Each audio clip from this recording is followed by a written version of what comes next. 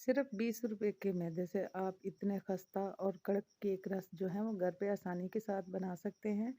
इस पे हमें तकरीबन 200 से 250 तक लागत आई है और ये 1 किलो केक रस बन के तैयार हुए हैं जो कि मार्केट में हमें 1000 से 1200 रुपए किलो तक मिलते हैं।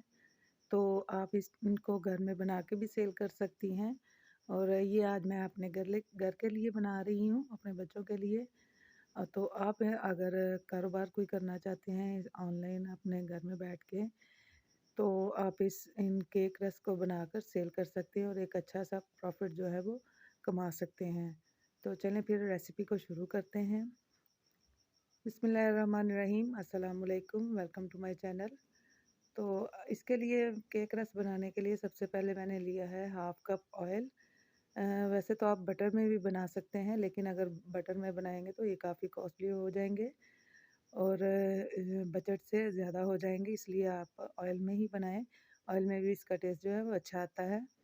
यहाँ हमने आधा कप चीनी ली है और इसको हमने मिक्स कर लेना है ऑयल के साथ। अच्छी तरह से पहले आप वैसे ही इसको मिक्स करें ताकि चीनी उड़े ना। इसके बाद आपने विस्कर को चला लेना है। हैंड बीटर यूज़ कर रही हूँ। अगर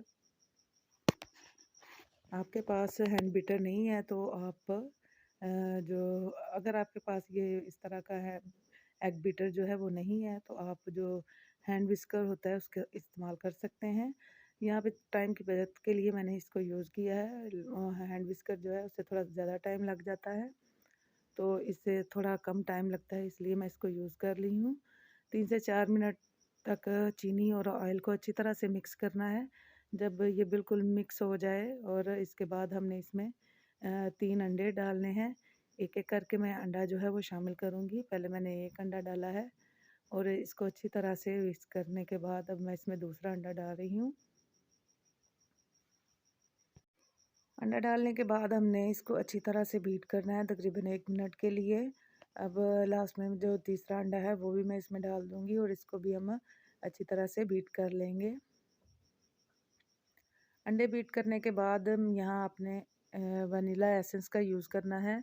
मेरे बच्चे जो हैं वो वनीला एसेंस पसंद नहीं करते, तो मैंने इसमें half tea spoon lemon juice जो है वो डाला था और यहाँ से मेरी थोड़ी-सी वीडियो जो है स्किप हो गई थी, इसलिए आपको शो नहीं हुआ। तो आपने वनीला एसेंस अगर आपको पसंद है तो वो शामिल कर सकते हैं, नहीं तो नींबू का रस जो है वो डाल लें, तो उससे खट्टा नहीं होगा, बस जो अंडों की स्मेल है वो ख़त्म हो जाएगी। यहाँ पे मैंने 1 कप मैदा लिया है और 1 टीस्पून ही बेकिंग पाउडर लिया है। अब इसको छान के तो हम इसमें तो आधा-आधा करके इसमें डालेंगे जो हमने मिक्सचर तैयार किया है। और यहाँ देखें मेरे बेटे ने मशीन को चला दिया है और सारा जो मैदा है वो उड़ गया है। आपने यहाँ पे एहतियात करनी है, पहले इसको मिक्स कर लेना है, इसके बाद ही आपने मशीन को चलाना है। और मेरे बच्चे जो है वो साथ-साथ खड़े रहते हैं ताकि जल्दी-जल्दी से केक बने और हम इसको खाएँ। आपके बच्चे भी ऐसे करते हैं क्या? ज़रूर कमेंट करके ज़रूर बताइएगा। अब मैं इसको स्पैचुला की मदद से अच्छी तरह से फ़ोल्ड कर लिया मैंने सारे बैटर को और इसमें मैंने एक हाफ़ टी स्पून के करीब मैंने इसमें कलर डाला है।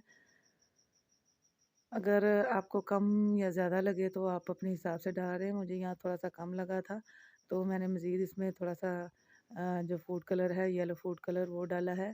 इसके येलो फूड कलर डालने के बाद इसको फिर 1 मिनट के लिए हम बीट करेंगे, ताकि कलर जो है वो अच्छी तरह से इसमें मिक्स हो जाए और एक प्यारा-सा कलर जो है वो हमारे केक का बन आ जाए।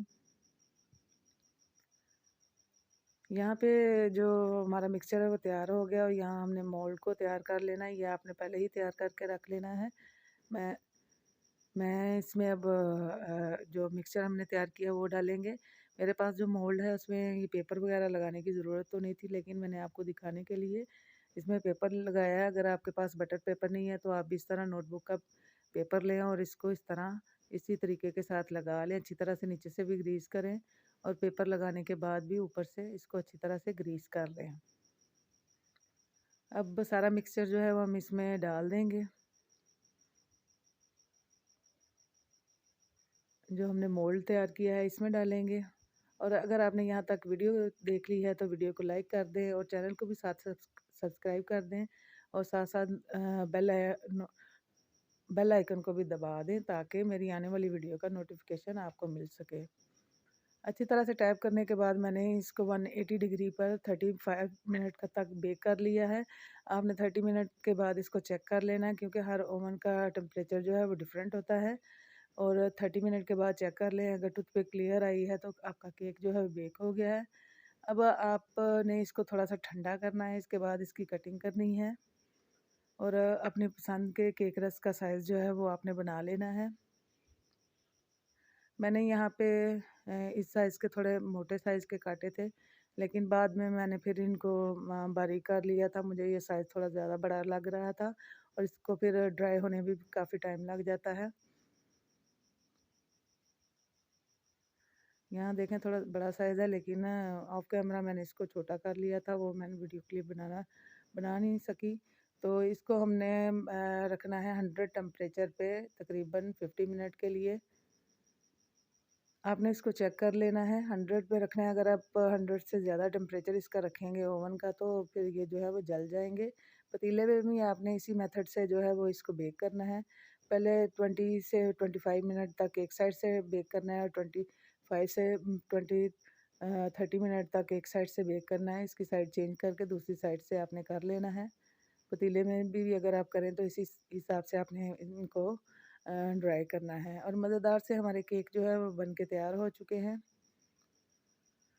आप इसको सुबह के नाश्ते में भी खा सकते हैं और मेहमानों को भी दे सकते हैं और मेरे बच्चे इनको बहुत पसंद करते हैं। उम्मीद करती हूँ कि आपको आज की वीडियो पसंद आई होगी, तो इसको ज़रूर लाइक कीजिएगा। मैं मिलूँगी आपको नेक्स्ट वीडियो में, तब तक के लिए अल्लाह हाफ़िज़।